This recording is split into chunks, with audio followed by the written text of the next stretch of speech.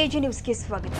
ಒಂದು ಕಡೆ ಹಿಡಕಲ್ ಜಲಾಶಯದಿಂದ ಹುಬ್ಬಳ್ಳಿ ಧಾರವಾಡ ಕೈಗಾರಿಕಾ ಪ್ರದೇಶಕ್ಕೆ ನೀರು ಬಿಡಲಾಗ್ತಾ ಇದ್ದು, ಬೆಳಗಾವಿ ನಗರದಲ್ಲಿ ಕುಡಿಯುವ ನೀರಿಗೂ ಹಾಹಾಕಾರ ಆರಂಭವಾಗ್ತಾ ಇದೆ. ಕಳೆದ ಕೆಲವು ವರ್ಷಗಳ ಹಿಂದೆ ಬೆಳಗಾವಿ ನಗರದ ಜನತೆಗೆ ದಿನದ 24 ಗಂಟೆಗಳ ಕಾಲ ಕುಡಿಯುವ ನೀರಿನ ವ್ಯವಸ್ಥೆ ಇತ್ತು. ಅಭಿವೃದ್ಧಿ ಹಾಳು ಮೂಳು ಮಣ್ಣು ಮಸಿ ಎಂದು ನಗರದ ಜನತೆಗೆ 8 ದಿನಗಳಿಗೊಮ್ಮೆ ಕುಡಿಯುವ ನೀರಿನ ಭಾಗ್ಯ ನೀಡಲಾಗ್ತಾ ಇದೆ. ಫೆಬ್ರವರಿ ತಿಂಗಳಲ್ಲೇ ಬೆಳಗಾವಿಯಲ್ಲಿ ಬಿಸಿಲಿನ ತಾಪ ಹೆಚ್ಚಾಗಿದ್ದು, ಇದರ ಜೊತೆಗೆ ನಗರದ ಅನೇಕ ಭಾಗದಲ್ಲಿ ನೀರಿನ ಬವಣೆ ಆರಂಭವಾಗಿದೆ. ನೀರು ಇಲ್ಲದೆ ಜನ ಬೀದಿಗೆ ಬಂದಿದ್ದು, ದಯವಿಟ್ಟು ಪ್ರತಿನಿತ್ಯ ನೀರು ಬರುವ ಹಾಗೆ ಮಾಡಿ ಎಂದು ಅಂಗಲಾಚುತ್ತಾ ಇದ್ದಾರೆ. 2024ರಲ್ಲಿ ನಗರದಲ್ಲಿ ತುಂಬಾ ಚೆನ್ನಾಗಿ ಮಳೆ ಆಗಿದ್ದು, ಕುಡಿಯುವ ನೀರು ಪೂರೈಕೆಯ ಜಲಾಶಯಗಳು ಭರ್ತಿಯಾಗಿದ್ವು. ಆದರೆ ಈಗಿನ್ನೂ ಫೆಬ್ರವರಿ ತಿಂಗಳಿನಲ್ಲೇ 8 ದಿನಗಳಿಗೆ ಒಮ್ಮೆ ನೀರು ನೀಡುತ್ತಿರುವುದು ಸಾಮಾನ್ಯವಾಗಿದೆ. ಈಗಾಗಲೇ ನಗರದ ಮಜಗಾವಿ ಪ್ರದೇಶದಲ್ಲಿ ಟ್ಯಾಂಕರ್ ಮೂಲಕ 8 ದಿನಕ್ಕೊಮ್ಮೆ ನೀರು ಪೂರೈಸಲಾಗ್ತಾ ಇದ್ದು, ಪ್ರತಿನಿತ್ಯ ನೀರು ಬೇಕು ಅಂದ್ರೆ ದುಡ್ಡು ಕೊಟ್ಟು ಜನರೇ ನೀರು ಖರೀದಿಸುವ ಪರಿಸ್ಥಿತಿ ನಿರ್ಮಾಣವಾಗಿದೆ.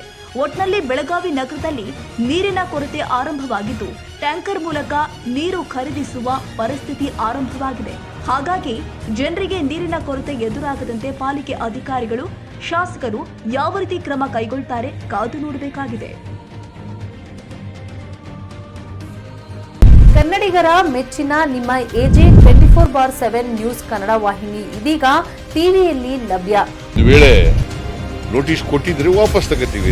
ಇವತ್ತು ವಕ್ಫ್ ಪ್ರಾಪರ್ಟಿ ಅಂತೇಳಿ ಬರ್ತದೆ ಅಂತ ಹೇಳಿದ್ರೆ ರೈತರು ಬೀದಿಗೆ ಬಂದ್ರೆ ಏನ್ ಮಾಡ್ಬೇಕಾಗುತ್ತೆ? ಯಾರು ವೋಟ್ ಹಾಕಲಿಲ್ಲ ಅಂದ್ರೆ ಗ್ಯಾರಂಟಿನೆಲ್ಲ ಸ್ಟಾಪ್ ಮಾಡ್ಬಿಡ್ತೀವಿ.